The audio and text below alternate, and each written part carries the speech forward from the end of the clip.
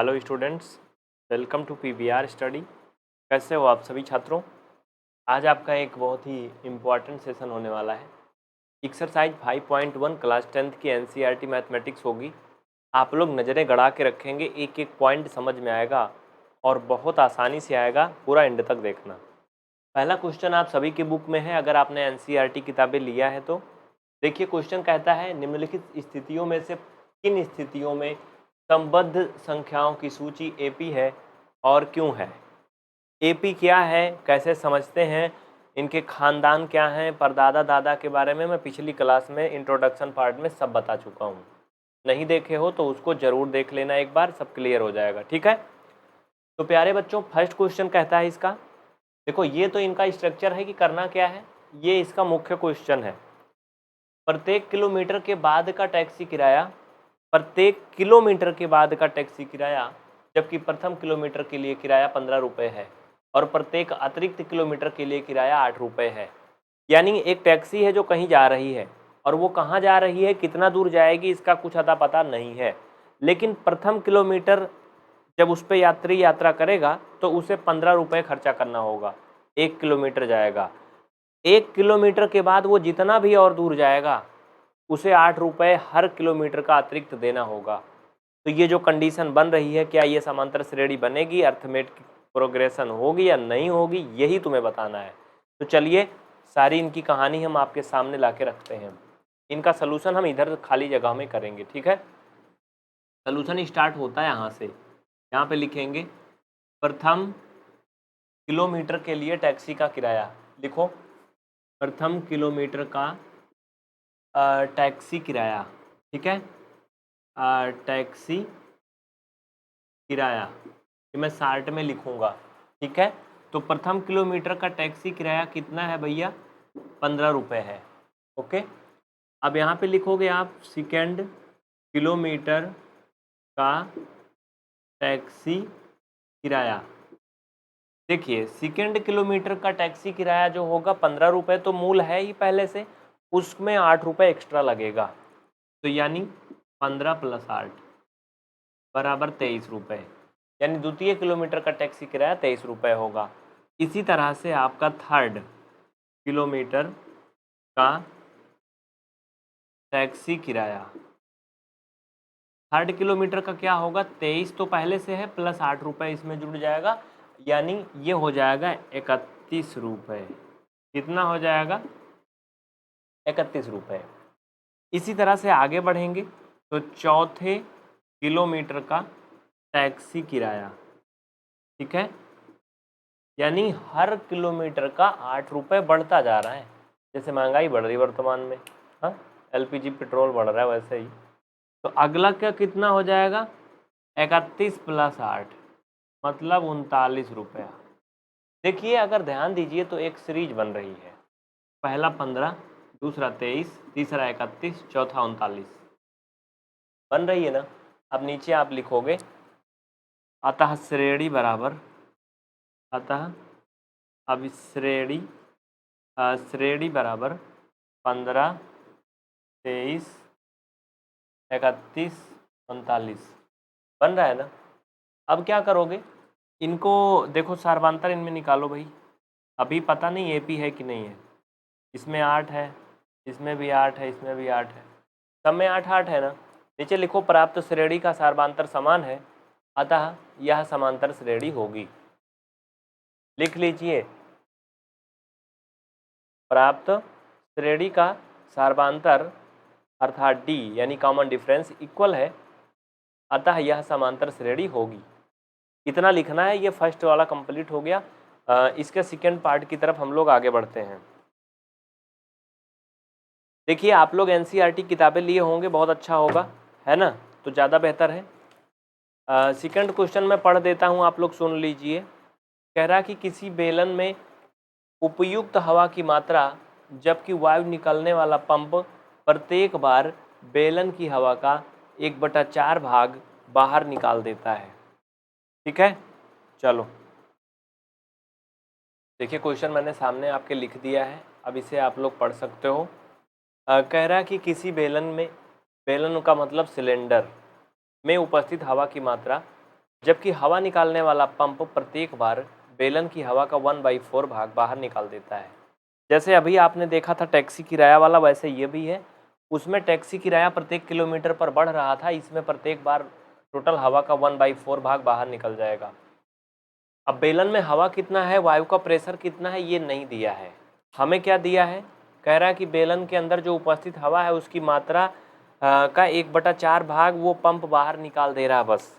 तो भैया बेलन में हमें कुछ अता पता है नहीं, इसमें है क्या, तो हम मान लेते हैं कि बेलन का जो आयतन है इसमें हवा का, भाई हवा की मात्रा तो मुझे पता नहीं है, तो हम इसका आयतन मान लेंगे। ठीक है, माना इसमें जो बेलन का आयतन है यानी टोटल हवा जो है वो कितना है, v है, क्योंकि आयतन को v से डिनोट करते हैं, है ना।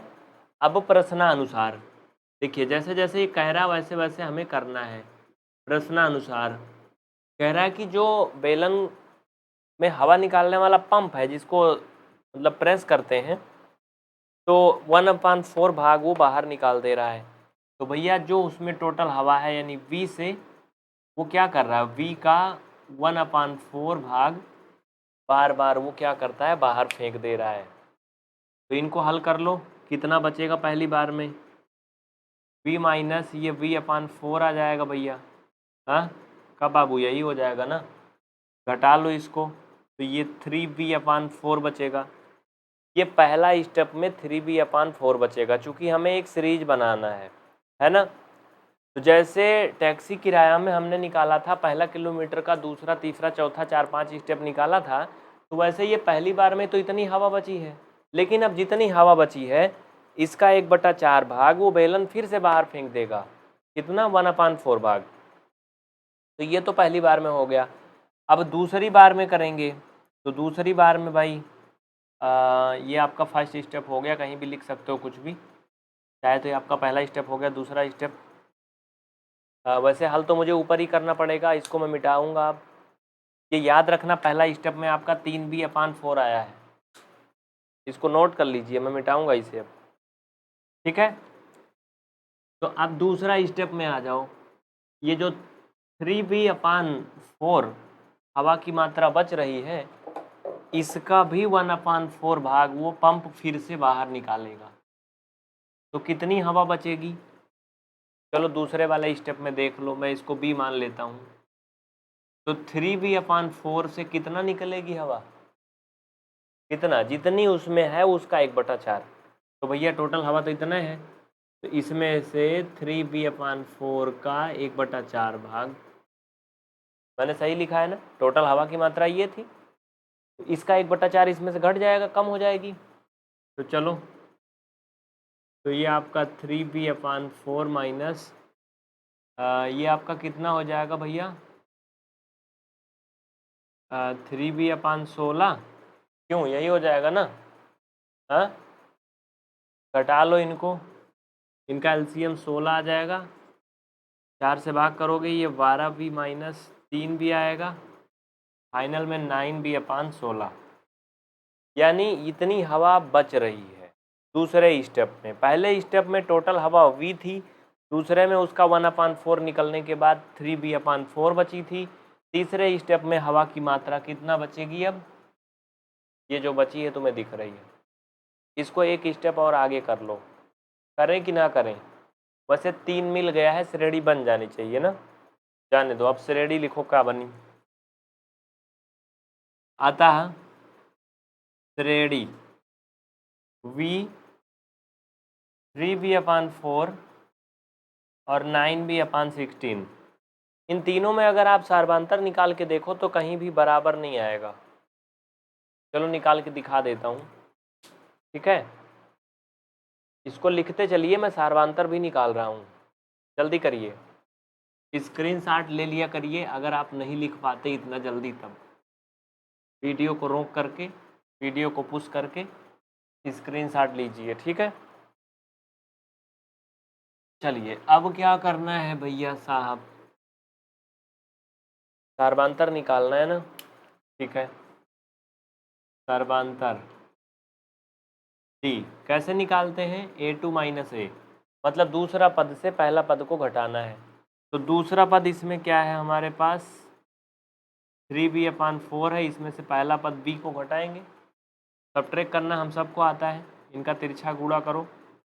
हाँ, आप सबको आता है, ये -v/4 आएगा। अब अगर ये भी हल करना नहीं आता, 9th में पहुँचे हो तो क्या जानते हो, 1 का इसमें गुणा करो, 4 का इसमें करो, तो 3b - 4b/4 हो जाएगा, इतना आएगा। ये तो पहला ही स्टेप आया, अभी इसमें समझ में नहीं आएगा ये श्रेणी है या नहीं है।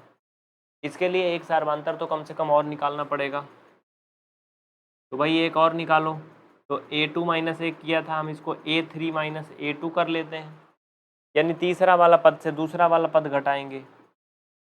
तो तीसरा वाला पद है 9b/16 - 3b/4। इन दोनों को घटा के देखो, इन दोनों को जब हम घटाएंगे, मैंने घटाया था, तो -3b/16 आएगा। कितना आएगा? -3b/16 आएगा। यानी जो पहला सार्वधातर आया था v/4, जो दूसरा सार्वधातर आया है, इन दोनों में कोई रिलेशन नहीं, दोनों बिल्कुल अलग हैं। हाँ, दोनों बिल्कुल अलग है ना। तो हम नीचे लिख सकते हैं, चूंकि d का मान बराबर नहीं है, अतः यह समांतर श्रेणी नहीं है। जल्दी करिए, नोट कर लीजिए, क्योंकि d का मान बराबर नहीं है, अतः यह समांतर श्रेणी नहीं है। सही दिख तो रहा है ना, किसी को कोई दिक्कत तो नहीं हो रही है ना? चलो जल्दी कर लो भाई, मैं हट गया हूँ सामने से। नीचे क्या लिखना है? चूंकि सार्वधातर d का मान बराबर नहीं है, अतः दी गई श्रेणी ये समांतर श्रेणी नहीं है। ओके, तो अब इसका थर्ड पार्ट पे आ जाओ भाई। देखो थर्ड पार्ट कह रहा है कि प्रत्येक मीटर की खुदाई के बाद एक कुआं खोदने में आई लागत, जबकि प्रथम मीटर की लागत 150 रुपये है, और इसके बाद की जो खुदाई की लागत है वो प्रत्येक मीटर 50 रुपये की दर से बढ़ती जाती है। भैया जैसे पहला अभी मैंने टैक्सी किराया वाला करा था बाबू, वैसे ये होगा, इसको तुम खुद से करोगे, मैं नहीं बताने वाला। ये थर्ड पार्ट होमवर्क रहेगा। जैसे पहला टैक्सी किराया वाला था एकदम वैसे है, बिल्कुल थोड़ा भी अलग नहीं है, तो आप लोग इसे करोगे, ठीक है? अभी समझ रहे हो ना, कोई दिक्कत नहीं ना किसी को? क्लास की क्वालिटी वगैरह में कोई समस्या है तो बता देना, डोंट वरी, बिल्कुल भी टेंशन मत लेना। हाँ भाई, अच्छा रिकॉर्ड हो रहा है कि नहीं? क्लियर? कुछ ज़्यादा चमक दमक आ रही है का? सही है ना? तीसरा आप लोग होमवर्क करोगे, चौथा मैं खुद करवाने चल रहा हूँ, ध्यान से देखिए। इसका जो 4 पार्ट है बच्चा, देखो कह रहा है कि खाते में प्रत्येक वर्ष का मिश्रधन, जबकि 10,000 रुपये की राशि 8% वार्षिक ब्याज की दर से चक्रवृद्धि ब्याज पर जमा की जाती है। ये जैसे पहला किया था टैक्सी किराया वैसे है, लेकिन थोड़ा अलग है, इसलिए मैं करवा देता हूँ। इसका सलूशन स्टार्ट होता है यहाँ से। देखिए कह रहा है, एक बार फिर से पढ़ लो क्या कह रहा है। खाते में प्रत्येक वर्ष का मिश्रधन, जबकि 10,000 रुपये की राशि का 8% वार्षिक ब्याज की दर से चक्रवृद्धि ब्याज पर जमा की जाती है। आप लिखो शुरुआती राशि बराबर, या फिर ओपनिंग बैलेंस। शुरुआती राशि, तो भैया शुरू में राशि कितना रुपए थी खाते में? 10,000 रुपया, ठीक है। कह रहा कि 8% वार्षिक ब्याज की दर से जमा की जाती है, तो एक साल बाद, भाई वार्षिक कह रहा है ना, साले भर में तो ब्याज बढ़ेगा, ये तो नहीं कल बढ़ जाएगा, परसों भी बढ़ जाएगा, तब तो फिर बर्बाद हो जाएंगे सब। हाँ, अब लिखोगे एक साल बाद राशि बराबर,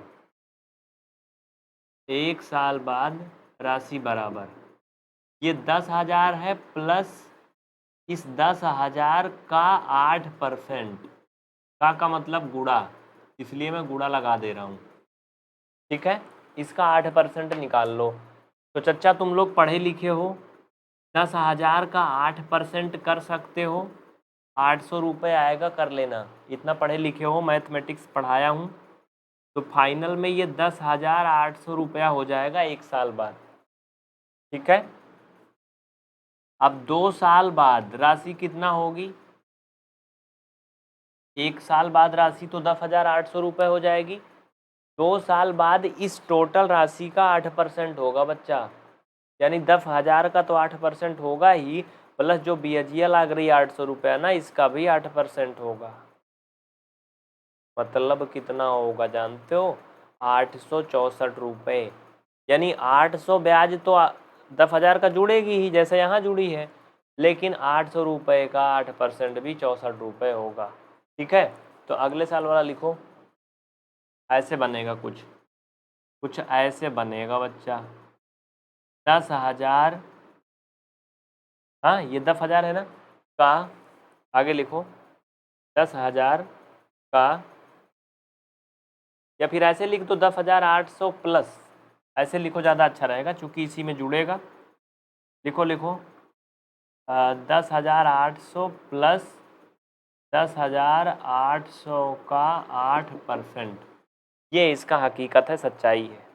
जैसे ऊपर लिखा था ना 10,000 प्लस 10,000 का 8%, वैसे ये भी है।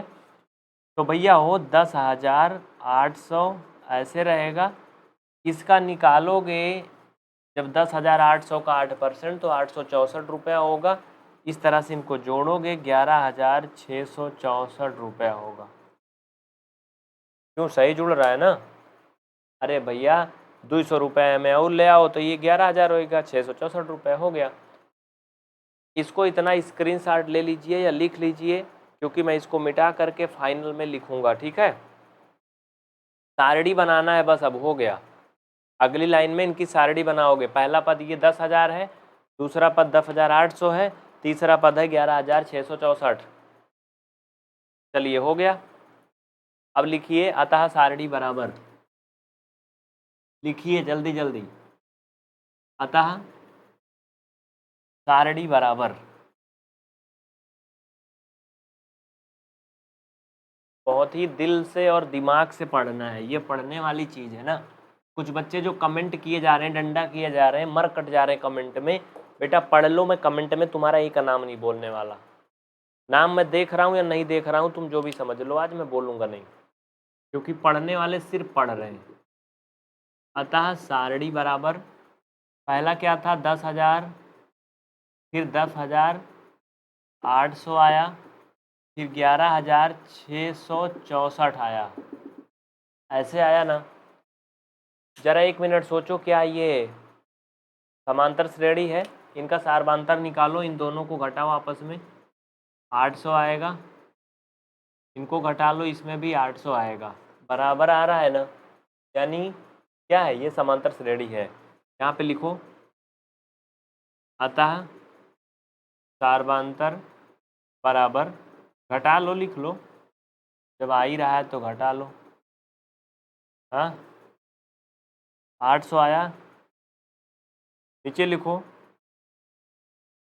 एक बार और सार्वधातर निकाल लो, सार्वधातर डी बराबर, दूसरा वाला भी निकाल लो, क्योंकि हमें तो वेरीफाई करना है ना, क्लियर करके कि सही है कि नहीं सही है।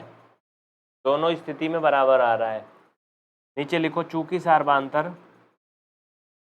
सार्वधातर डी का मान बराबर आ रहा है, सार्वधातर डी बराबर आ रहा है, अतः यह एक समांतर श्रेणी है। अतः यह एक समांतर श्रेणी है। लिख लीजिए, आपका क्वेश्चन नंबर फर्स्ट कंप्लीट होता है। बहुत जल्दी करिए, नेक्स्ट क्वेश्चन की तरफ आगे बढ़ते हैं हम लोग। जल्दी करिए, फास्ट। पहले क्वेश्चन के सारे पार्ट्स हो चुके हैं, दूसरे क्वेश्चन की तरफ हम लोग आगे बढ़ रहे हैं। हो गए? दूसरा क्वेश्चन आप नेक्स्ट पार्ट में देखेंगे। अगर आप इस वीडियो को यूट्यूब पे देख रहे हैं तो दोस्तों में इसे शेयर ज़रूर करो, ठीक है। हाँ, दूसरा वीडियो मतलब क्वेश्चन आप नेक्स्ट पार्ट में देखोगे, तो शेयर ज़रूर करो, ज़्यादा से ज़्यादा शेयर करो और लाइक करो, जिससे कि आपको सारी क्लासें मिल सकें यूट्यूब पे। अगर आपने एप्लीकेशन में कोर्स लिया है तो नोट्स बनाइए, ठीक है। हाँ, नोट्स ज़रूर बनाओ भाई, जिससे सब बेहतर हो सके।